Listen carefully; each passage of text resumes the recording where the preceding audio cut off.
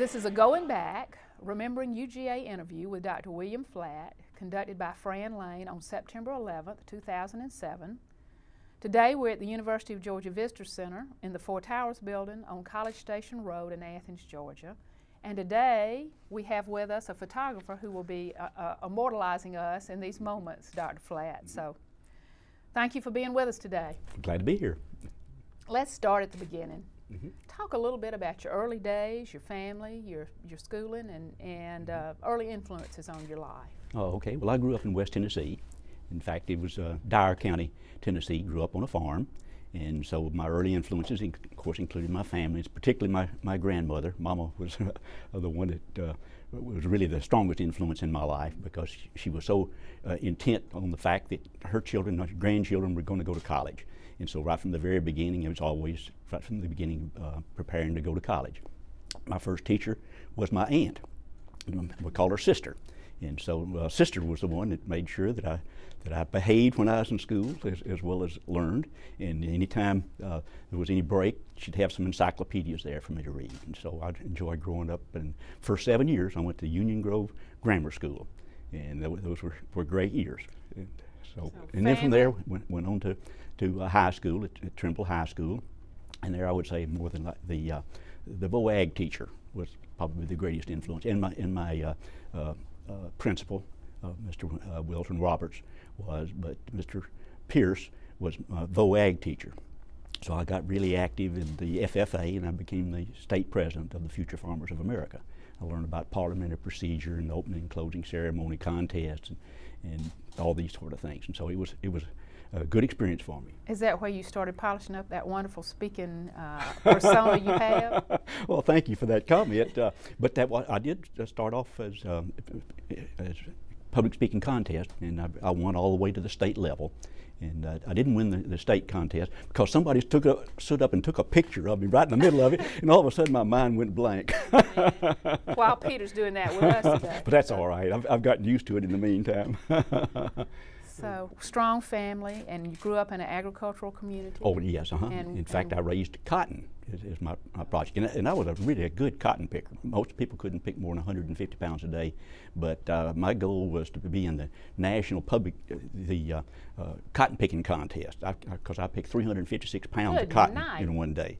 And I've made a lot of money as a result of that. In fact, I thought, well, I'll work my way through college, because school was let out for cotton picking time. Right. So I thought college would be the same way, that I could work my way through school as and then they picking didn't let cotton. you out to pick cotton in college. Well, you started at Bethel College? Bethel College, that's a small Cumberland Presbyterian college, because I was valedictorian of my class, and so I got a scholarship to go to Bethel College, a $50 scholarship.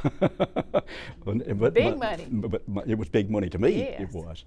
But my grandmother was also, she was Cumberland Presbyterian, and she was very intent that I go to Bethel College. Get the right kind of raisin. Well, I met my wife the very first weekend that Is was that there. right? Yeah, Tell us about June. Okay, my wife is June Nesbitt from Marshall, Texas, and the very first weekend they had the incoming freshmen go over to the roller skate, the skating rink, and of course I used to love to roller skate. In fact, sometimes I'd roller skate all the way to high school back when the bus broke down, and so I was showing off doing figure eights there, and I looked over, and this co-ed had just fallen flat. So I scooted over there and picked her up, and so from then on out we started dating at that point. That's a great story. So we were classmates during our freshman year. We married in April of our freshman year. Is that right? Mm-hmm, yeah, and then she was going to be a journalism major, so we transferred to the university. In the meantime, I got an FFA scholarship to go to Knoxville, to the University of Tennessee. And so I transferred to UT, and she majored in journalism. In fact, she was the editor of the Orange and White, which is the equivalent of the Red and Black at the University of Georgia. So she was managing editor of that, and I was active in the agriculture organizations, right. Alpha Zeta and Ag Hill Council and the University-wide Council, Torchbearer. And you And you got your BA degree in animal science. Right, a BS, right. And during that time, during the summer after we got married, I went to Gary, Indiana. Figured I could work in the steel mill, and but it turns out they were having a strike at that time, and so I wasn't able to work at the steel mill. But my aunt was a customer of the Jewel Tea Company, the door-to-door salesman, and so she asked the salesman if they had any openings in Jewel Tea, and he said, yeah, we need somebody to fill in when we go on vacation. So I got the job then of being, actually, not only filling in, but also in between times being an advanced salesman. So I was selling, getting people to sign up in East Chicago, in Ammon, Indiana, and in Gary, Indiana. And so I was able to sell enough that I got a special scholarship from the Jewel Tea Company as well, and to transfer to Knoxville. So while I was in Knoxville, when I'd finished class, I would go out and sell Jewel Tea. And Oak Ridge was close by, and I would hitchhike to Oak Ridge. The houses were closer together than they were in Knoxville, so I could sell. Walk as far. I didn't have to walk as far, and I could make a lot more sales. Energetic. You're an energetic fellow. What, as you were thinking about your bachelor's in animal science, what were your aspirations at the time? Were you because you did then you went to Cornell? Is that correct? Went to Cornell from there. Actually, when I started to college, I thought I would come home and run a be a VOAG teacher. Right. So when I first went to UT, I thought, well, I want to be an FFA advisor. I want to be a VOAG teacher. But after I'd taken a few courses along that line, I found that I wasn't as interested in that as I was in the animal husbandry. They called it animal husbandry at that time, and I was on the judging team, the livestock judging team. And so that was also public speaking as well, because you not only had to judge classes of livestock, but you had to convince the people that you had judged them right. And so I thoroughly enjoyed that. So that's when I changed my major then to animal husbandry. And in the process of taking those courses, I became really interested in animal nutrition. But when I got my degree, I was just about to finish up my Bachelor of Science degree in animal husbandry, and the department head, Dr. Hobbs, had hired me as a student helper as well. And so he said, well, what are you going to do? And I said, well, I've been offered a really good position with the Jewel Tea Company, and it's going to really, really pay me well, and I've already got money in the bank as a result of what I've made from them here, so I'm going. He said, you are not. So you're going to get a PhD, and you're going to come back here and teach at the University of Tennessee, because I want you on my faculty. And so then he said, well, where do you want to go? I said, well, the ones that the authors of my textbooks were mainly from Cornell. Cornell would probably be, so he picked up the phone and called the department head at Cornell. So I got a young man that's going to come up there and go get his PhD. So that's the way that came about. So Dr. Hobbs was the one that had that. Wonderful mentors along with. Great mentor. Well, having visited Cornell in March one year and having the wind blow sideways, and I think the wind chill factor was I can't even imagine walking over those ravines. What did you think? Oh, it was the coldest I'd ever been in my life. Oh my gosh! I had never worn a hat. June and I, we had an apartment down at the bottom of the hill at Cornell, and I was walking all the way up the hill then past the main library to get to Stocking Hall, and I got so cold that I had a headache. That was the first headache I'd ever had in my life, and so I went downtown and bought a toboggan, and so I wore that all winter long. But it was cold, but it was fun. In fact, we used to use cafeteria trays to come down that slope. It was like sleds and to go to the bottom. It was fun. Beautiful. It's a beautiful campus. It's a beautiful place. But just great atmosphere there as well. And I got a National Science Foundation fellowship also that paid all my expenses while I was at Cornell. And my major professor was the editor of the Journal of Animal Science, which is the major one, and the textbook. F.B. Morrison was $1 a year professor there at that time. He'd made millions of dollars on his Feeds and Feeding book that was sold worldwide. In fact, it's still used worldwide, and so I was able to take a seminar from him. So it was a great experience. The great people in your field. Oh, Nobel laureates that were some of my professors. Sumter was one of them, and so it was a good experience. Wonderful experience. Why nutrition? Well, I was just interested in it because it was a combination of chemistry and physiology, and I was minoring in biochemistry and physiology, so it was a field where you put it all together. And also from an economic standpoint, one of the biggest costs of producing livestock is the cost of the feed, particularly the energy cost of it. And so I got really interested in that. But to a great extent, it was the professors that I had, Dr. Jack Loosely and Dick Warner, that were nutritionists that had an influence on me and making me decide that that was the field that I wanted to be in. Well, now, it seems that I remember that you also did some postgraduate work in Aberdeen, Scotland. In Aberdeen, Scotland, right. Well, that came after I graduated. After I got my PhD in 1955.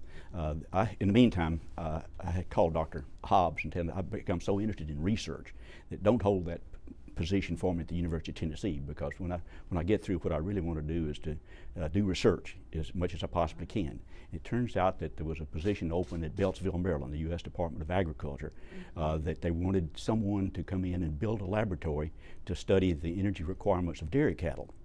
And so I had an opportunity then to build a laboratory, to staff it, and then to design experiments and start carrying them out. And so I was able to build the biggest and best laboratory in the world for studying the energy balance of dairy cows.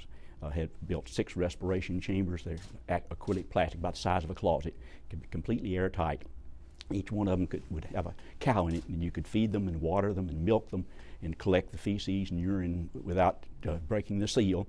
And about that time, automation came about.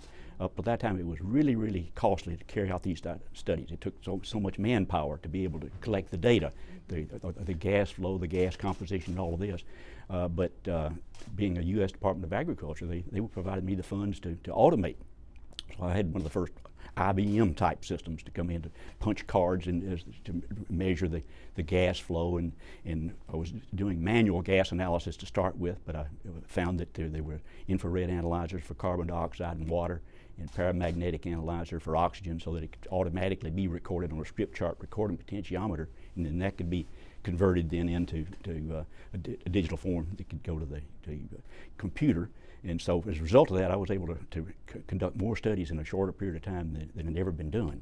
And I had a really good staff of personnel to work with me to collect all the data, to analyze it.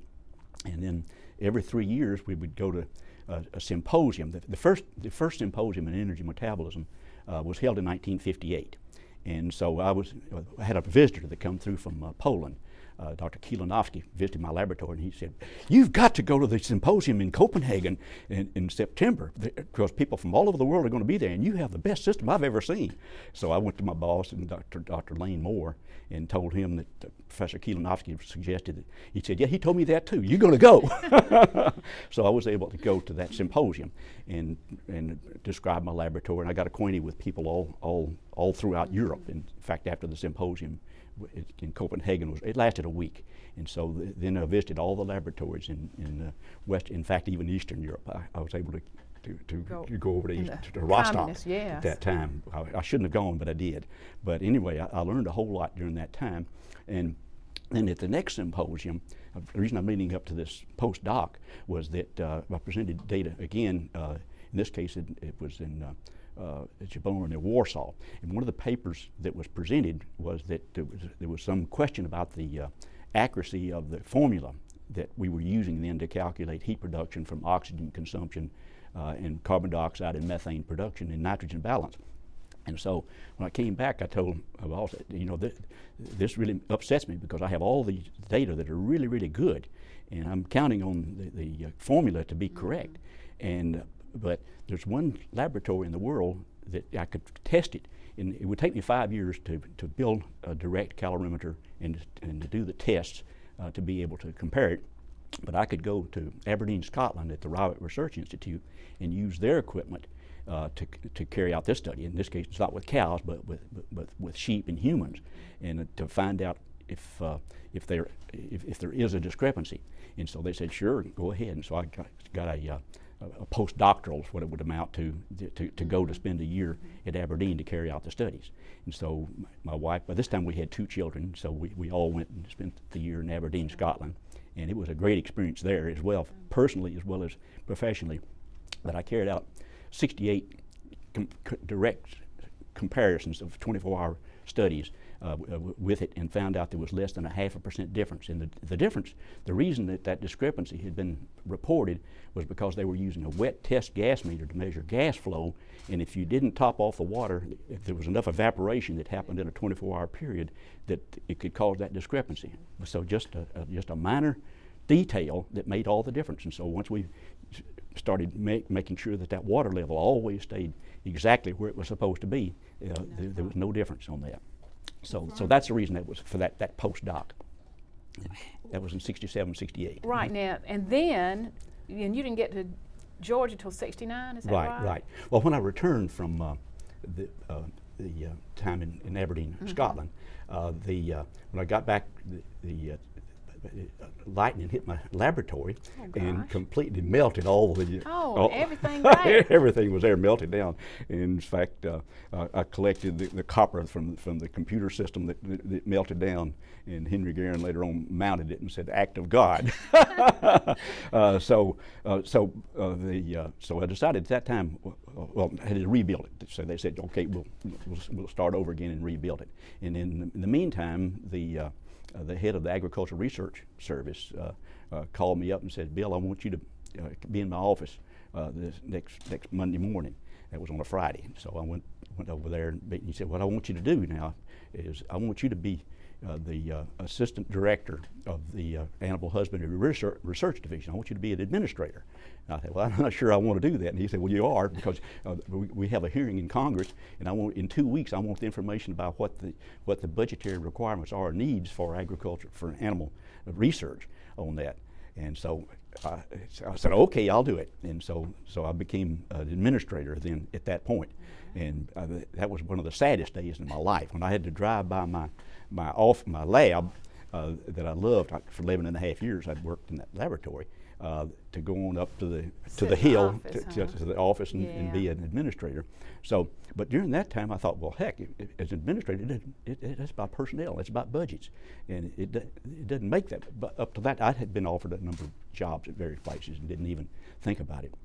But then when I got a call from a friend here at the University of Georgia, asking me to consider being head of the Department of Animal Science, or it was division chairman of Animal Science, I said I wasn't the least bit interested. But the next thing you know, Fred Davison flew along with Dean Guerin to Beltsville and wanted to talk with me there and go to my laboratory and visit around there. And then they went up and talked with my boss, and they said, "Well, we'd really like for you to come and to be the head of the Animal Science Department." They changed the name by that time to Animal Science. And I said, "Well, I'll think about it." And so I went back home and told June I was tempted, but I don't think I really want to leave Beltsville. And so I wrote a letter saying thank you, but no thank you. And the secretary, the typist, says, you sure you want to mail this yet? Why don't you think about this?" And in the meantime, I started getting calls from the Cattlemen's Association and various faculty members here to reconsider it. So I did come back. So they courted you, and they did, and seduced you over this way. Right, and Fred Davison in particular said, "Bill, we need you." And so this is a real Davison had been a challenge. veterinarian, and so he had some. Right, and my minor was in veterinary medicine, right, so and vet physiology. And so, but he was very, very persuasive. And I thought, by golly, maybe I could do this. I'd like to. Decided I would. Well, and Dr. Davison was a Presbyterian, and you were a Presbyterian, so I guess it was predestined to be, Bill. Must have been. But anyway, that's the reason I came here in 1969. 69, but it wasn't long before they expanded your responsibility, was it? Right. John Owen was the director of the Agricultural Experiment Stations when I came, and John was named the president of North Georgia College at Dahlonega. And so when he left after 1 year, they asked me if I'd consider being the director of research of the Agricultural Experiment Stations. And since that was my total background that I'd had before coming, I said, sure, why not? I mean, because I would feel real comfortable being a research leader. And so I accepted that position, and it was a great move for me. I thoroughly enjoyed it because we had experiment stations at Tifton and Griffin, branch stations at Plains. I got really well acquainted with Mr. Carter? Well, yeah, that's another story I might like tell Well, you about need to tell it. Okay, well, right after I became director of the experiment station, the first thing happened within 2 weeks after I was named director of the experiment stations. The chancellor, George Simpson, wanted me to come to his office, and so Dean Guerin and I went to his, and the chancellor was pacing up and down and cussing like a sailor, chewing on a cigar, and said, I want a plan. I want a plan for the experiment stations, and I don't want a GD Sears and Roebuck catalog. I want a plan that I can use. And so I said, well, I'll prepare it, and if I can't do it, you can get somebody else to do it. And he said, what? I said, well, if I can't do it, you can get somebody else to do it. I mean, I was brand new on the job. And so as a result of my predecessor, John Owen, had done such a good job of documenting. I mean, he had prepared a document that was a Sears Roebuck catalog size, but he had all the information that was in it that was needed about every project that we had throughout the state, and the results of the studies, and the changes that had been made in the way that the projects were approved, and all the information I needed to narrow it down to about a 4 or 5 pager. I was going to say an executive summary then. An executive summary. So that's exactly what he wanted. That's what he wanted, the And so when I presented that back to him, he said, that's fine, now we'll go with this. But when Jimmy Carter got elected the governor, the first thing he did, he got the budget. The budget that I had been submitted by my predecessor. It had already been submitted by John Owen.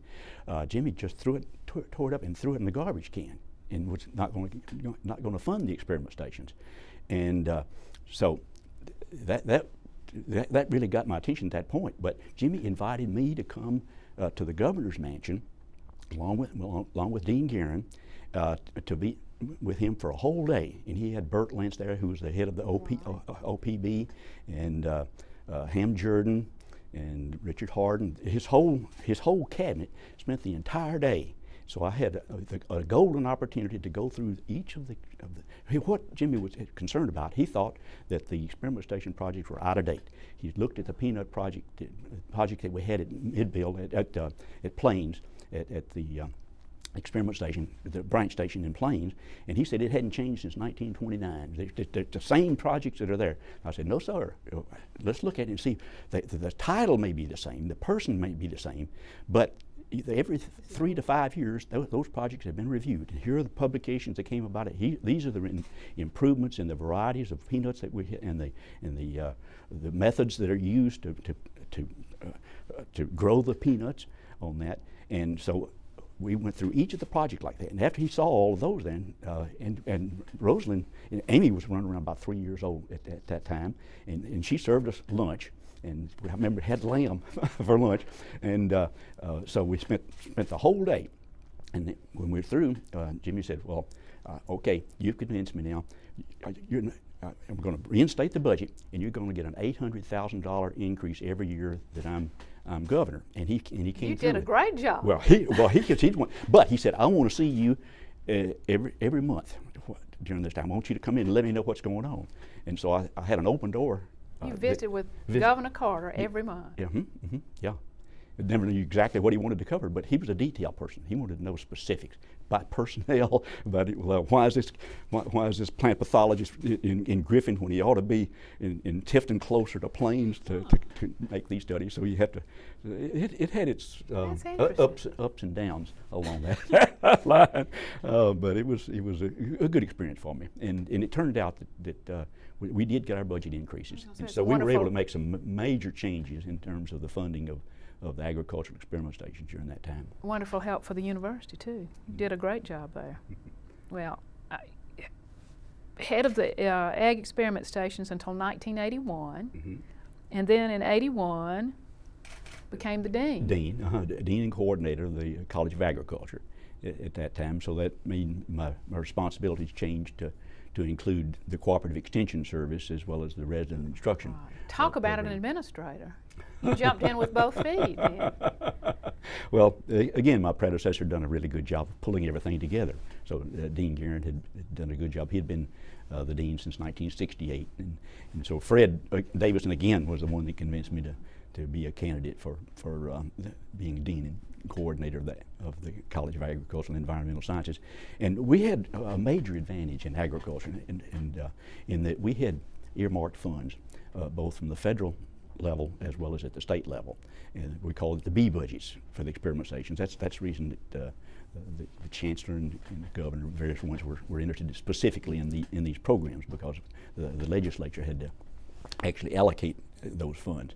And so it turns out that I had more entree to the legislature than the president did. And so Fred wanted to, why don't you let me go along? Right, had you as his sidekick. Help out, right.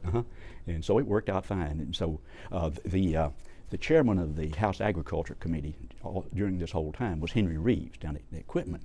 And he again was a very, very strong supporter of agriculture. And so he would invite us to on a fishing trip in Palatka, Florida every year. And Fred Davison would go, and the chancellor would be there, Senator Talmadge. So he'd have a good group of interesting mix. Interesting mix, enough members of the Board of Regents as well. And Henry would assign us to boats. And so we'd have, all the time we were out there fishing, said, Bill, you're going to go with George Simpson today, and Henry, you're going to go with Fred. And so during this time, you had opportunity to just talk. And so we could cover all sorts of things about what the needs are and why it was necessary to do certain things in terms of increasing support for various places. And so it was a golden opportunity. And then so some of the decisions that could be made during that week, actually a little less than a week most of the time, but by the time we'd come back, I was already ready to hit the ground running in terms of the next year's appropriations, rather than just that zero-based budgeting. A wise man. Mm-hmm. So it worked out fine, because Henry was a bulldog. Henry Reeves.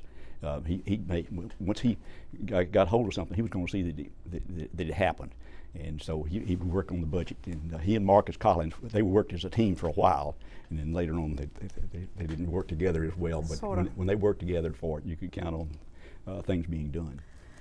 Well, you have you've seen, I'm sure, tremendous changes in the college since 1969. Can you talk a little bit about how you've seen the world change? Well, there's been a number of changes. Some of it's facilities. One of them would be a good example of the building that we're in now. This was the dairy. When I came here, the 4 towers, it was actually the dairy. And I'd never seen a poorer facility in my life. And but we were able to get funds right away to build a brand new dairy. And then, of course, the alumni got interested in converting this and using it as a facility then for the poultry research part of it. And now that it's renovated, it's a beautiful facility. But well, we've loved it too.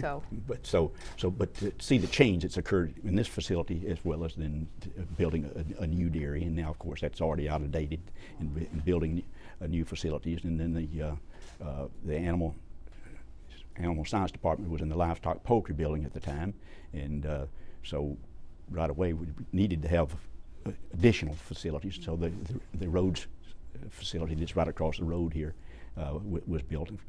A 4-story building, and got a lot, and the kind of programs that are in there, like on the 4th floor, the Cliff Bale and Steve Stice with the cloning, the biotechnology side of it. I mean, the kind of programs that we have. But one of the biggest things, one of my goals when I first came here, when I became experiment station director, was to increase the support per scientist, because we had people here that were brilliant, but they didn't have the support that they needed to be able to really do all the kind of work that they needed to do. And so the emphasis was on getting support per scientist. And so we increased that. And I just got some of the budgetary figures looking back at it. We were able to increase the funding with the state legislature being the primary ones that were doing it, and some with the federal, but mainly the state funding. They tripled, almost quadrupled the funding during that time. And we didn't want to increase the number of scientists. We wanted to increase the support per scientist so that it'd be more competitive. And then just this past month, I got an email from Dean Angle about where does the Ag College rank in the United States. And he said for the research program, we rank about 4th in the United States. I knew we would be in the top 10%, but I didn't realize we'd come that far, because there's some really big ones like Florida and California and Texas that have tremendous amounts of funds.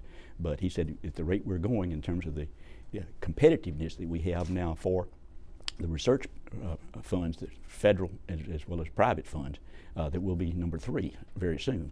We're probably the best in the United States in our extension programs. We have been for years. I can't take any of the credit for that, because the Cooperative Extension Service was already in all 159 counties and really effective. And the 4-H is unquestionably the best one in the United States. And another thing that in looking back at the annual reports, there was concern about the quality of the students that we were getting in agriculture, that they didn't have the kind of a background that we needed. But I remember back, I think it was about the late 1980s, how the dean of the business school, Al Nehemiah, was really upset when he found out that the SAT scores of incoming ag were the highest in the, in the university. So we had bragging rights there for a little while. So there's been a number of changes along that line. Let's go back, because one of the things that as we talked about earlier, one of the things that we've not done probably is talk about the early years of the College of Agricultural and Environmental Sciences. Can you talk a little bit about how it began, because it's an interesting story? Well, I'd be glad to. Of course, Nash Boney would be the best one to talk about the and Nash the real probably will talk about this at some point too. But we could go all the way back to 1733 when Oglethorpe, when they came to the Yamacraw Bluff in Savannah, because they established the first agricultural experiment stations in the United States. They had Trustees Garden where they started doing research along that line. Is that right? On what will grow in the climate and the soil and those? They introduced sea line cotton. So cotton was introduced there, but they also had a number of fruits and vegetables that they were growing. And the Indians that were here helped them to learn how to cultivate a number of the crops. And so they had all kinds of crops that they had there. Of course, now it's Pirate's House Restaurant parking lot. Is that right? But there were 40 acres that they hadn't had it laid out, and so that was for about 40 years though that they did do a lot, and they would import various crops from the West Indies in various places and to grow them there to find out which ones would adapt in Georgia. But the time when we really got started here at UGA was in 1854. William Terrell, who was a prominent person and was really interested in agriculture, and so he made an endowment and gave it to the University of Georgia to establish a chair in agriculture. And of course there was a lot of interest in the farming groups to have an ag college, but it wasn't until 1859, and that's when we claim that the College of Agriculture really began at the University of Georgia in 1859, because that was when the Board of Trustees approved it as a unit. At the same time they approved the formation of a law school as well. So, but there was just the Terrell Fund, the professorship, and William Terrell suggested that a Dr. Lee be the person to be appointed to have that chair, and so he started giving lectures in agriculture, and so he was still the Terrell professor in 1859 when it was formed. But there was very little about agriculture that was being taught, and then when the Civil War came about, there were no students here during that time. But then after the Civil War, in the meantime, the Land Grant Act had passed in 1862, but it wasn't until 1872 that Georgia qualified to receive those funds. Yeah, we were not getting along with them in 1862. No, they weren't at all. But those federal funds then did start coming. It was a land grant funds that they had that they could use. So in addition to the Terrell professorship, they also had the federal funds to start. But there were very few changes that were made, and there weren't all that many students that they had, and that at that time they were saying that they weren't all that qualified to study agriculture. And then the H.C. White was named the Terrell professor in 1872, 1932, and he served in that capacity until 1927. He held that position for 55 years. But he was a chemistry professor, and he's not given a whole lot of credit for the building of the Ag College, but you look back and see what he actually did accomplish. It was quite a bit, considering the situation that he was dealing with at the time. And he was one of the instruments founding the National Association of State Universities and land-grant colleges. So he was active on the federal level as well. And so you can see some tracks there that he was influential on the agricultural research and programs in particular, nationwide in the instructional programs. But I've heard Nash Boney mention that if it hadn't been for the funds that were coming for agriculture, that the University of Georgia wouldn't have been able to survive, because they used those funds for it. And of course, this upset the agricultural community, and so that resulted in the passage of the Connor Act in 1907. And so that's the time when things really started picking up in terms of programs in agriculture. They hired a Canadian, Andy Sewell. They called him King Andy, so because he reigned like he was the president of the Ag College. He had a separate board of trustees. It was sort of us and them, wasn't it, at the time? Mm-hmm, right. And but Sewell really got things going. He hired additional staff, professors to come here to teach, and started a building program in addition to Connor Hall. In fact, we'll be celebrating the centennial of Connor Hall in April 11th of 2008, which will be the centennial of it. So we'll rededicate the building. But was Dr. Sewell, Dr. Flatt, the person who took a train all around? Mm-hmm. And can you tell us a little bit about that? It was a college on wheels. He had Milt Jarnigan, the head of the animal husbandry department. They had bulls and things they'd take around there, and had the professor of horticulture and the professor of Fane and the agronomy, and they would take the train and take it around, and every stop they'd have farmers come from all around. And so it was a really popular sort of a thing. It was the extension in action during that time. Absolutely. Great outreach. Oh, it was a great outreach program. So Andy Sewell was really interested in outreach programs, and so he was ones that would go to Washington again to get the Smith-Lever Act passed, to help working with Hoke Smith for getting the extension programs going. And but the College on Wheels was very, very popular. The mission of a land-grant institution is outreach, is it not? Is it to take the knowledge at the university college level and then take it out to the folks who can put it to work? Right. But it's research-based, so you have the research to find out the answers to questions that are real practical questions, and then to teach that then to the students, and then to take it to the people out. And so that's where the extension programs are so effective, in that they do take it right out there. And a lot of the corn clubs and the canning clubs that they had, the 4-H, they would be teaching their parents about how they can do all these things. The students would be coming home and taking. Right. Mm-hmm. Mm-hmm.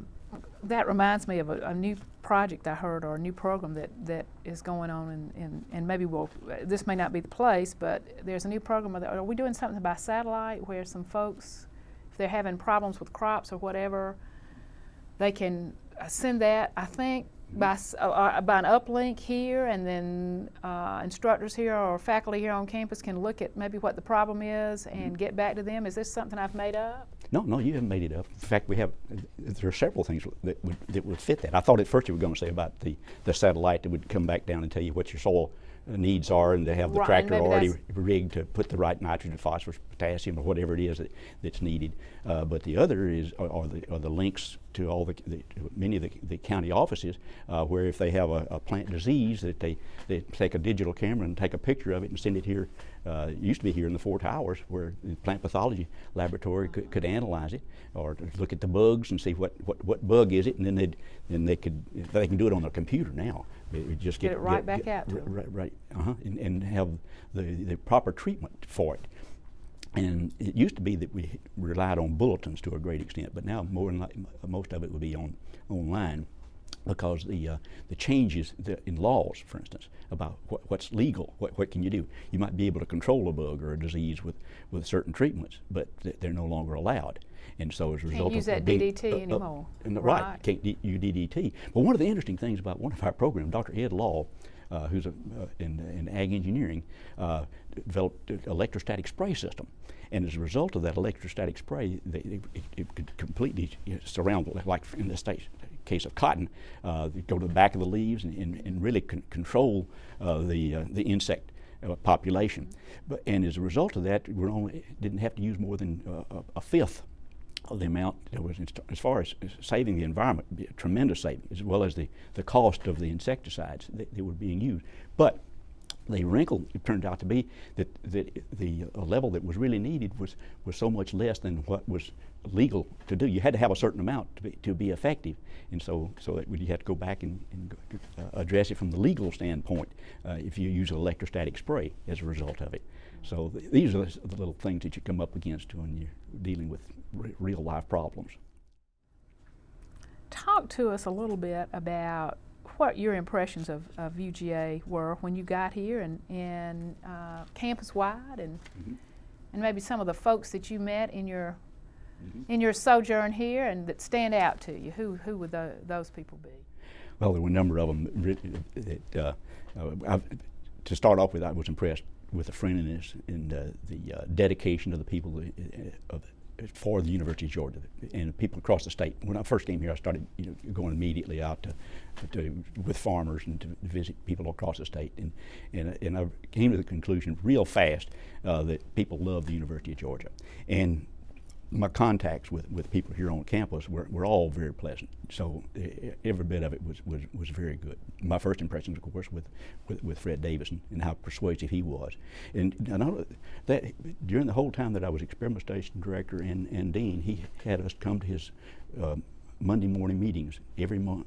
So he had all the deans together, as well as the director of experiment stations and director of cooperative extension service. And so you could keep up to date in terms of what's going on campus-wide. Dean Tate, of course, is one of the people that is a favorite of everybody. I think everybody loved Dean Tate. He was a Will Rogers of the time, and I went to a number of functions where he was a speaker at our student organizations, and we had him over to the house, and he would be in the kitchen, everybody would be surrounding him, and he'd be telling jokes. But I'd like to get one of you sorry boys through colleges, like going bird hunting and having to tote the dog. And he had a number of those kind of stories. So he was a real character. Lamar Dodd was a tremendous gentleman, just a great guy, and just pleasant to be around. And we held one of his original paintings that we got from him, and he autographed it and told us how to frame it and all that sort of a thing. And so he was another good one to have. So I could just go on in terms of all the different people that were here at the time that we interacted with. My wife got Guillain-Barré syndrome in 1973, and we were real Bulldog fans. We were going to all the games at that point, but she was in intensive care at Piedmont for 7 months, and then an iron lung in Houston for another 4 months. But when we came back, Fred Davison invited us to be in the president's box. And so June, she loved it, so we'd wheel her in there in a wheelchair, and she was able to finally to start talking again. And Dean Rusk was another. I was trying to think of personnel that we'd have here. Dean Rusk was having eyesight problems, and June in her wheelchair would be sitting next to Dean Rusk, and she'd call the plate. She'd tell him what's going on, and so it was sort of like she was the Larry Munson for us on that. But so the whole time for years, and Fred said, well, it's because she brings us good luck. And so when we won that national championship in 1980, well, Vince Dooley is another good example of a person that was really personable, enjoyed being around. He invited me to be the speaker, to be the motivational speaker for that 1980 team. Is that right? Yeah. You can take credit for it, man. I can't take any credit at all. You maybe better go down there tomorrow and speak to ours this week. But it was fun. They were together. You could tell. I mean, they responded to jokes just one right after the other, real easy. So they were a team to begin with. start with. Broadus Brown is another person, a real Southern gentleman, but one of the best senses of humor. What was Dr. Brown head of the cooperative extension? What No, was his he was, when I first came here, he was the director of College Station. We had, of the research part of it. And then when I became the director, I decided to consolidate that position, and Frank King was retiring as the Coastal Plain Experiment Station resident director, and so Broadus went to the Coastal Plain Experiment Station and was the director there. Mm-hmm. And then when I became dean, I hired Broadus then to be the director of all the experiment stations. And so Broadus was the director of the agricultural experiment stations until he retired on that. And he did a tremendous job in every case. You talk about a team player. He was really a team player. I just remember him as just a very nice man, Mm-hmm. just the nicest fellow. And Hupp Everhart was the director of extension during that time. And again, a real fine gentleman and dedicated. And he was replaced later by Charles Ellington, and then Tal Duval became the director. And Tal was one of the best extension directors in the world, I mean, in the whole United States. Very, very forceful, just a really dedicated person. Missionary zeal, I guess, is the word that I could use to say that he wanted our extension service to be the best in the world. And so he had foresight, tremendous foresight, to look ahead of what's needed and the changes that are going to be occurring in the future. And he was instrumental in getting the Georgia 2000 program. He got about 50 leaders from across the state together to make the plans about what Georgia would look like in the year 2000, and that's when the To Georgia thing came about. And so as a result of that upset the governor. I think Joe Farrell. The fact that it was true. Oh, it was true. It was true, and it's come true. You can tell more every time. But that's the sort of foresight. Sometimes it's hard to hear the truth, isn't it? Okay, well, we talked about the fact that there was no student unrest in the Not in the ag college. school. I didn't encounter any of that. In fact, the student organizations, again, we had 26 clubs in the ag college even when I was dean. I don't know how many there are now, but each of those clubs, of course, that's another thing that Dean Tate said, is that when he died, when he went up to heaven, they found that they have a spring quarter. He said, "I'm going to hell." Because in the spring quarter, every one of them have a banquet. And of course, you go to all those banquets week after week after get week. wore out, as they say. Yeah, you get wore out. But I remember having strawberry ice cream pie 5 nights in a row. I bet. And I enjoyed it every single time. I feel the same way. My students would agree with me. That's the one thing we have to do at our spring banquet every year, the spring banquet again.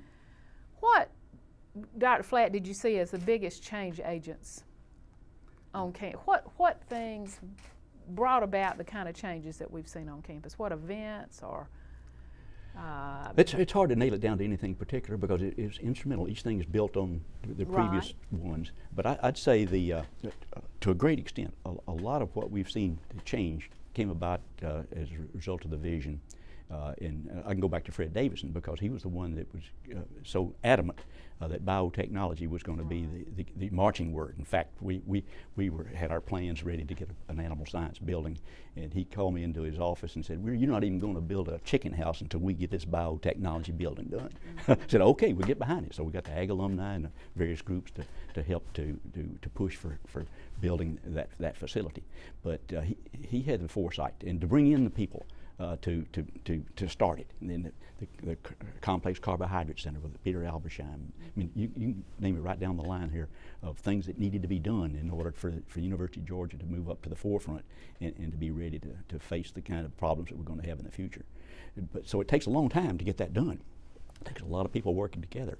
And his successor, when Chuck Knapp came, he said he wanted the arts complex built. And again, we pulled together people like Abbott Massey and the Cattlemen's Association and alumni and various ones and the leaders in the House and Senate Agriculture committees to meet and say, "Okay, now this is what we want."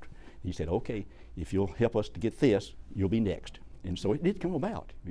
But it's incremental. It's not just something that just happens overnight. And all these things require money. They require funds. One of the biggest changes now that's occurred, and just last week I got some information about the budgetary changes, is that we're getting more and more competitive for outside funds. That reason that Georgia was ranked it was by the National Science Foundation that ranked where our research program is because of our competitive nature. We now have the people in place, we now have enough facilities in place that we can compete with the best of them in terms of having those funds.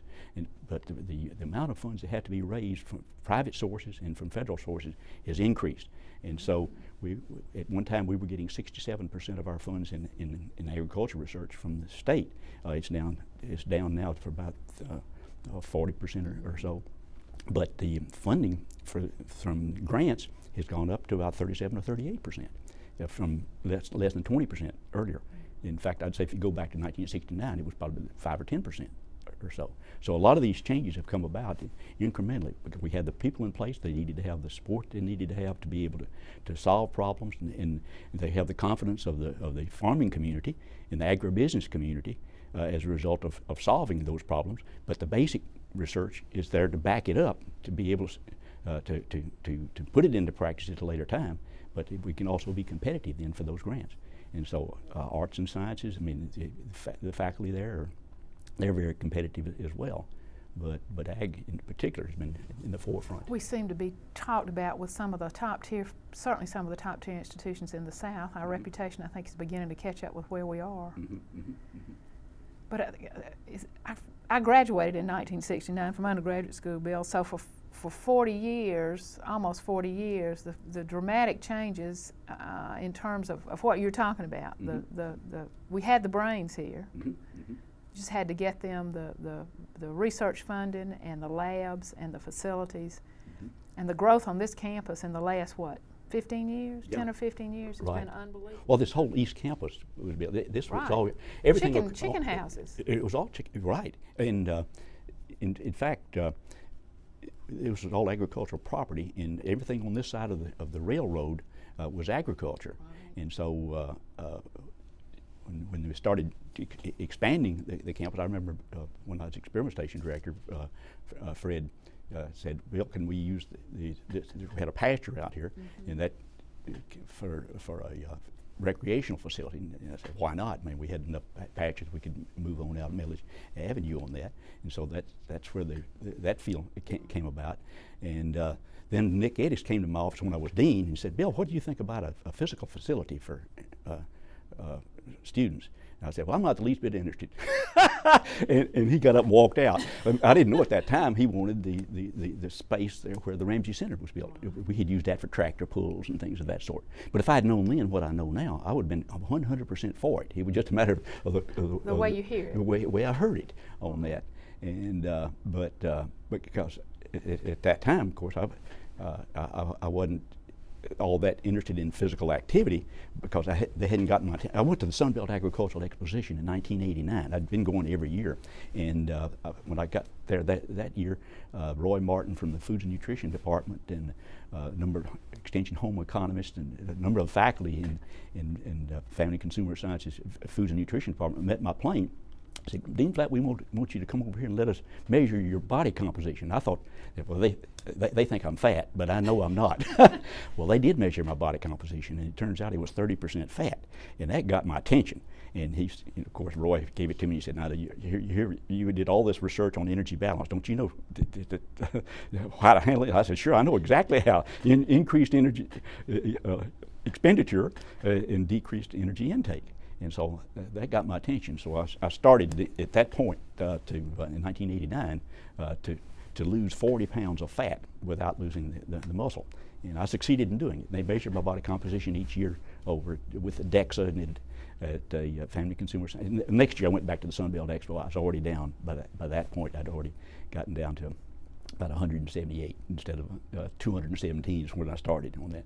But as a result of that, I really became interested in physical activity because up to that time I wasn't interested in, I was active enough. I thought I didn't need to go to a gym to exercise. And then I saw a seminar by Dr. Elaine Kress from the Ramsey Center at the Foods and Nutrition Department in the year 2000 and showed that as you age, your body composition changes. In a 10-year period, you can lose 25% of your muscle and get weaker.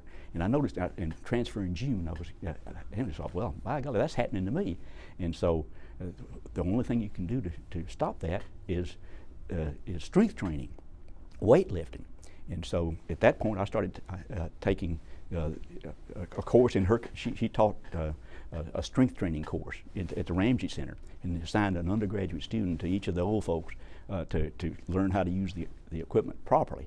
And so I really became interested in it at that time. So I started to doing it. And so I was able to actually turn my body composition around. Instead of losing 25%, it's actually gone up during that time. So I need to get on that plan, Bill. it's a good plan. But anyway, if I had known then what I know now, I said, yes, sir, you build it, and I'll be right there, and I'll use that facility.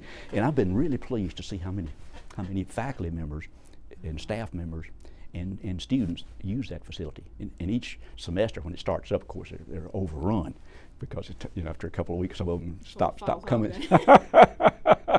But it's really great. It's really, they're going to expand it now too as a result of using the facility when the gym dogs moved out and moved over to the State Coliseum. Oh yeah, because I think you had to wait in line. Mm-hmm. Tell me what you do. Tell me what you do every day. Then, what is your exercise program? My exercise program now is on Monday, Wednesday, and Friday. I go to a Pilates class, and for the last year, I started doing that last year at the YWCO. To start with, I had taken one over as part of a learning in retirement, and I found out what it was.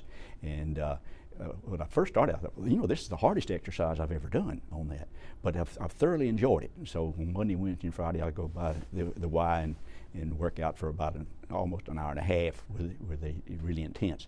And then on Tuesdays and Thursdays, I go to the Ramsey Center and do the strength training part of it, including the quadriceps, hamstrings, upper body, and the whole bit. Listen to you. And I've participated in a number of research projects where the graduate students needed guinea pigs. Yeah. And so I've have a pedometer, so I know how many steps I take a day and that sort of thing. And so. Oh, that's great. That's what I need to be doing. What you've had a wonderful career, and I know your interest now is in the nutritional component of the obesity thing. Is that right? Right. In fact, that's what led to this was, I started the exercise program and the weight loss program in 1989. But after the first year, when I went back and had my body composition what it should be, Roy said, that's fine. It's great that you put into practice what you already knew theoretically, but 95% of the people who do that will gain it back. So what you've got to do is to keep it off for a 5-year period. So I thought, well, it wasn't all that hard to do in the first place. So during that 5-year period, though, if you eat less, you've got to be a whole lot more careful about the amino acids, the essential, the fatty acids, the vitamins, the minerals, and these sort of things. So I started reading more of the human nutrition side of it. And I became really interested in human nutrition, particularly as it related to obesity during that 5-year period. And so I decided at the end of that 5-year period, I've been an administrator now for 25 years. I started out as a research scientist, and what I wanted to do when I started to college was to be a teacher. And so why not, now while I'm still young, to teach? And so I thought, well, so I went to Fred to Chuck Knapp, made an appointment with Alice Vernon to see him right after Christmas. And she said, what do you want to talk with me about? I said, whereas and therefore. I'd been to so many retirement functions where they gave plaques on saying, whereas this, whereas that, therefore. And so I went in and met with Chuck, and I said, well, I've been an administrator now for 25 years, and I think what I want to do is the rest of my career, I want to teach. He said, what in the world can you teach after being an administrator for 25 years? And I said, well, what I'd really like to teach is human nutrition. I'm an animal nutritionist, and I could teach animal nutrition, but as a result of my personal experience on weight loss and body composition, I'd like to. He said, "Have you ever had a course in human nutrition?" I said, "No," but I majored. I had biochemistry and physiology, and human nutrition is based on animal models, and so as a result of my research background as well as my reading, I think I could teach it. But he said, well. think about it. I said I can teach ruminant nutrition, I can teach animal nutrition, but what I'd really like to teach is human. But so he said, well, don't tell anybody. In the meantime, he said, in fact, don't you quit now, till at least July 1, because if you leave now, they'll think I fired you. I said, well, I hadn't thought about that part of it, so I decided, well, okay, I'll wait. But it's as quickly as it was announced, that the morning it came on the radio, by 8 o'clock, I got a call from the dean, Dean Nichols, saying, Bill, we'd like for you to come and teach in our college human nutrition. And I thought, well, Fred must have gotten, Chuck must have gotten to her. But she said she didn't. She said Roy Martin had said if Bill ever decides to leave the dean's office, I want him to teach in. So it was the result of Roy Martin and Sharon Nichols that I got interested in human nutrition of teaching it. But I took during that first quarter, I took the FDN 210. That's a human nutrition course from Dr. Nancy Canopy. And so I thought, heck, I can make an A in this course easily, because with my background in biochemistry and physiology and animal nutrition, I sat on the back row. First test, I made a 68. And so that got my attention. So then I moved down to the front row. I started doing I read every chapter that they had. I did every assignment and really studied that hard. So by the end of the semester, that was a quarter system at that time, the FDN 210. I did come out okay on it, but then I started teaching it in the fall, and I taught this. Up until that time, there was only one section that was taught per quarter. Then I started teaching it 5 days a week, but I studied till 2 o'clock every night, because it's 5 lectures in a row. But Nancy helped me with the illustrations and the course outlines and this sort of stuff. And I was also teaching. I thought I could teach animal nutrition at the same time. Well, I did. I taught the introductory animal nutrition as well in animal science, but I had to do it at a different time. I thought I could finish one over here and run over here and teach the other. So for 5 years then, I taught both animal nutrition and human nutrition. And glutton for punishment. Well, it was fun. I enjoyed doing it, and because they fit together so well.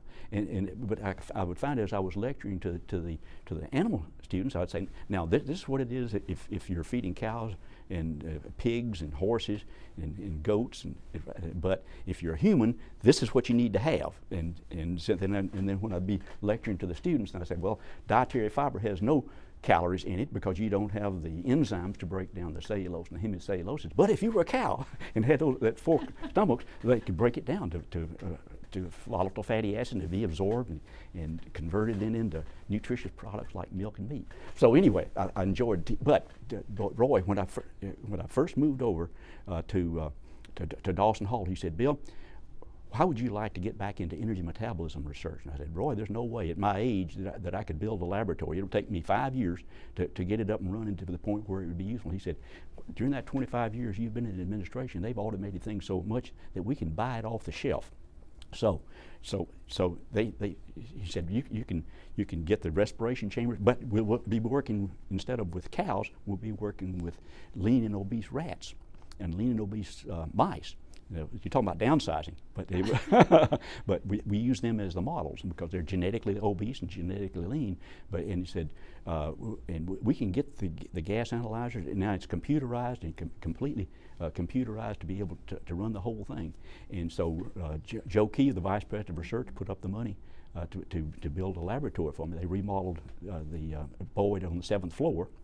And so I designed it in such a way that I wanted 16 respiration chambers. Turns out that 12 were enough to really get the job done, along with all the analyzers. And I wasn't all that good at computer use. I was having to learn how. My secretary wouldn't even let me touch hers during that time. I had a private secretary for 40 years, so I wasn't even able to take good notes during that time. But they assigned me a technician, a former student that was in animal science. Barbara Sabota was my technician, and she was a whiz with the use of computers. And so we got it going, and just in a matter of a few weeks, we had that thing running, and we were able to present papers that fall at the national meeting on some of the results that we were doing with growth hormones. But then in 1994, they discovered the hormone leptin, which is produced by the fat cells, and so I was able to get some leptin and start doing research on that. So, but it's in collaboration with other faculty members, and so a lot of the designs of the experiments and what we were doing were suggested by other people. We put it together and carry out the studies, because I knew all about how to measure oxygen consumption, carbon dioxide production, and calculate heat production from it. So as a result of that, we were able to have a core laboratory and collaborate with people in physiology and pharmacology, and the vet school, animal science, food science and technology. Kazako was able to design some fatty acids, structured fats that we study, and old ester that we were studying. So, and I had grad students that were getting their degrees doing. So you're going to tell us all how we need to live and what we need to eat. And how it boils down to eat less and exercise more.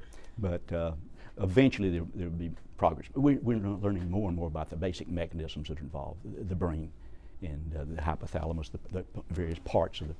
So we have a number of studies that are being kept. Dr. Ruth Harris is a tremendous research scientist, and she's doing a lot of good work along that line, and Sylvia Girardo on that, and working with. So it's fun to go in every day? I love it, yeah. Go in every day still? Oh yeah. What is your what accomplishment? You've been a researcher and an administrator and a teacher. What accomplishment? Of what accomplishment are you most proud? It'd be hard to nail down anything specific. I think overall it's just been a rewarding experience. I've just thoroughly enjoyed it. The interaction with the students is fun. I always enjoy meeting with the students and seeing them develop and at that time. But I guess if I were to look at anything specific as far as during my career, I would say the increased capabilities of our faculty as a result of the funding that they were able to get. And I know now we're never going to depend on the state nearly as much as before, but to have had an opportunity to work with leaders across the board, from the farming community all the way up through the federal level. It's because we were able to get the support that we needed to have to get it done. So, and then the personal interactions with the various people, it's just been very rewarding. I would agree with you. It's the people in the long run.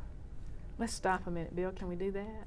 We may have a drink of water. And then Bill, what else do we need? Dr. Flatt, over 40 years, I know there are ups and downs. Do you have some downs to talk about? Oh yeah, there were some downs. Of course, the biggest down was when we had that budget cut in 1990. That was devastating, and particularly the way it came about. We hadn't expected to have. We knew that the budget was going to be cut to a certain amount, but when Governor Miller announced that they were going to really cut extension in particular, and the extension director at that time, Wayne Jordan, and I went to Atlanta, went to the governor's office, and the governor was just red in face, just pacing up and down, just as mad as he could be, because he was getting calls from the 4-H was meeting at that time in Atlanta, and then the phones were ringing off the hooks and said, "Get those people out of here!" It's shutting to me. The phones are all ringing, and so Wayne and I were actually under house arrest. Actually, we couldn't leave until we got through. We were shown what the budget was going to be, and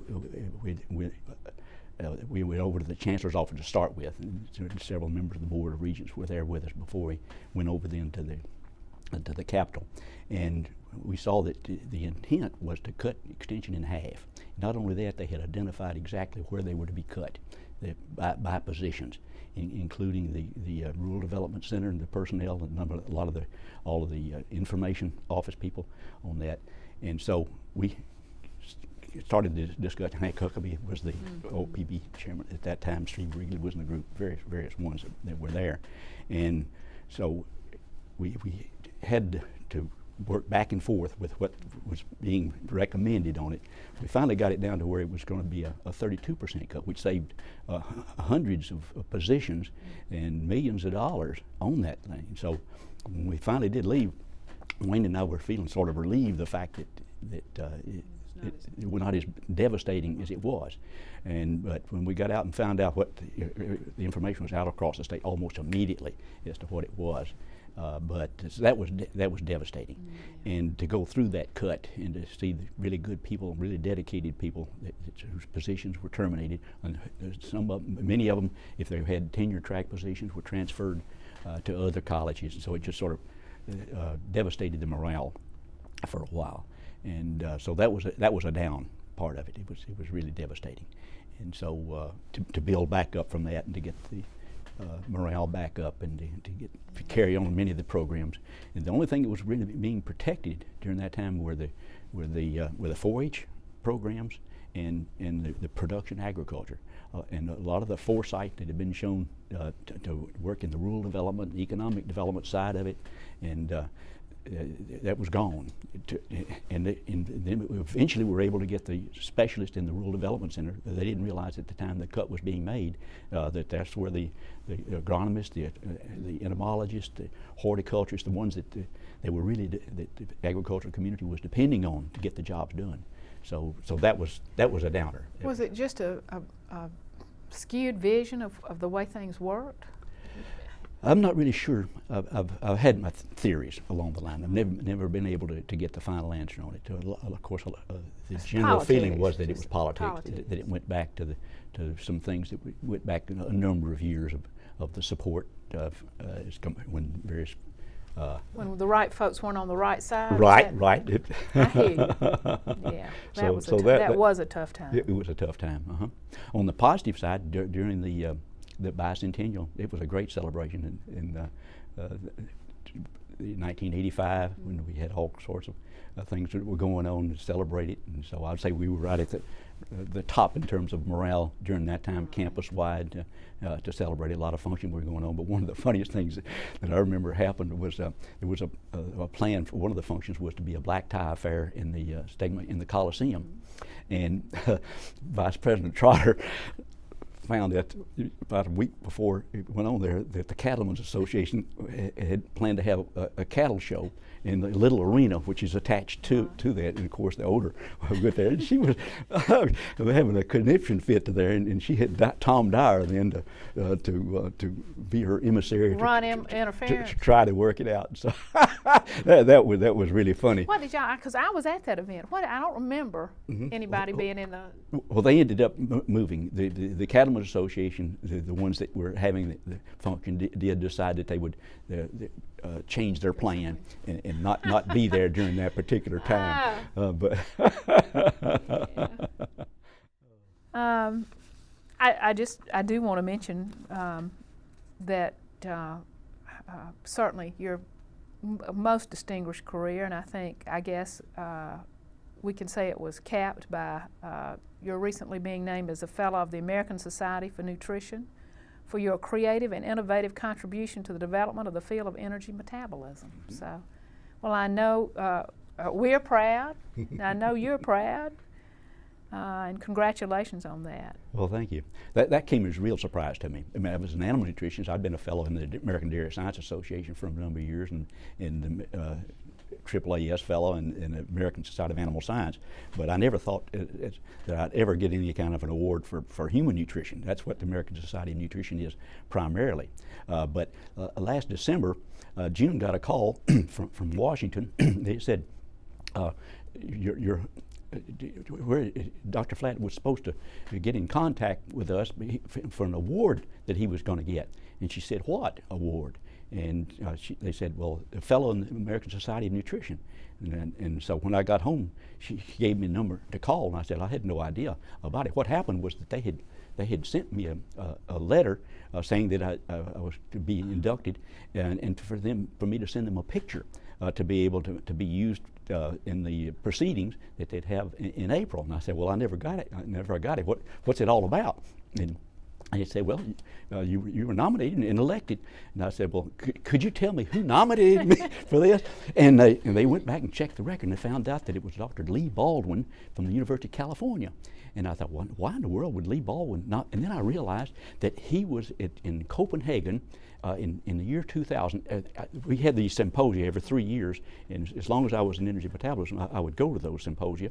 But in 2000, they were having the 15th symposium, International Symposium on Energy Metabolism in Copenhagen, coming back to Copenhagen for the first time, and they invited me to come to give one of the lectures on it as being one of the old timers. In fact, they had one lecture by Dr. Greta Thorbeck, who had been the hostess at the first meeting in 1958, and she was 90 years old, so she was to give one lecture, and I was to give another one after all these years. So Lee Baldwin was at that symposium. He was from the University of California, and he had used a lot of my data that I had collected in energy metabolism studies at Beltsville as modeling for models and he'd written books and all that sort of stuff. But he was there, and when I got to the symposium, it turns out each time they would have a Nobel laureate that would give a talk. I remember back when we met in Scotland in 1964, that Hans Krebs, the Krebs cycle, and he spent the whole week with us there, and so he and I had a lot of good discussions together, and I presented 5 papers at that particular symposium, and Hans Krebs asked me questions, and it was just great being there. But it turns out that the Nobel laureate it was to give the talk in 2000, got sick, went to the hospital, and so they asked me to take his time to step in and give the lecture. And so that was probably the reason that Lee Baldwin nominated me then to get the award. And so so they had the symposium, they had the meeting in Washington, but with June's illness, I wasn't able to go there. But Dr. Mary Ann Johnson went and got the plaque and all that kind of stuff and attended the luncheon. So that's what that's about. So I never expected my whole career to ever get recognized wonderful. there. It's always good to have a person recognized for the things that they have accomplished. So, any other thoughts? Well, I think pretty well covered them on that. We thank you so much. I've loved your tie.